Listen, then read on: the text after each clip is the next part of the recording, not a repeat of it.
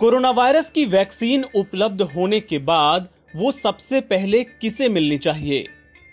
Corona की vaccine पर सबसे पहला हक किसका होगा? इस मुद्दे पर अब दुनिया भर में बात हो रही है। भारत में भी इस विषय पर सरकार में चर्चा शुरू हो गई है। केंद्रीय स्वास्थ्य सचिव राजेश भूषण ने गुरुवार को ये तो कहा कि इस बारे में अभी कोई आखिरी फैसला नहीं हुआ है, लेकिन उन्होंने साथ में इशारा जरूर कर दिया कि प्राथमिकता हेल्थ वर्कर्स को मिल सकती है। भूषण ने कहा कि सरकार के बाहर इस बात पर सहमति बनती दिख रही है कि हेल्थ केयर वर्कर्स का दावा सबसे ज्यादा बनता है।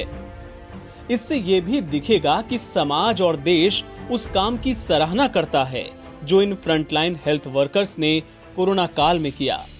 कोरोना वैक्सीन का सबसे पहला डोज उन्हें देने से अस्पतालों में हेल्थ वर्कर्स की शॉर्टेज भी नहीं होगी।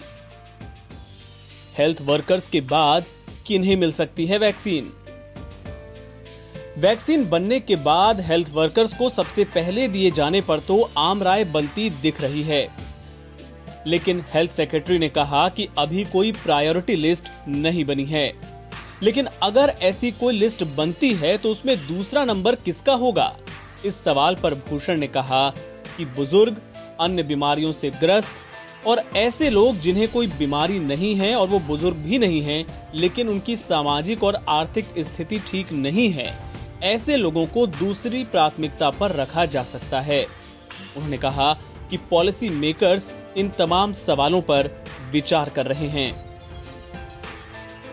WHO का भी यही है फॉर्मूला। पूरी दुनिया में कोरोना वैक्सीन सबसे पहले किसे मिलनी चाहिए? ग्लोबल लेवल पर वर्ल्ड हेल्थ ऑर्गेनाइजेशन भी इसके लिए कोऑर्डिनेट कर रहा है। WHO की regional director doctor Poonam Khetrapal Singh के मुताबिक WHO ये मानकर चल रहा है कि वैक्सीन की शुरुआती डोज सभी देशों तक पहुंचाई जाएगी ताकि हेल्थ वर्कर्स को इम्यूनाइज किया जा सके।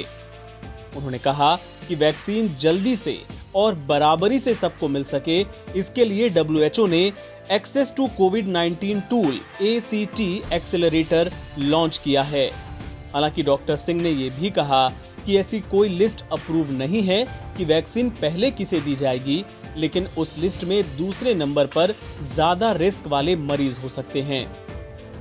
इसके बाद वैक्सीन किसको दी जाएगी वो देशों की जनसंख्या पर खतरे के हिसाब से तय किया जा सकता है।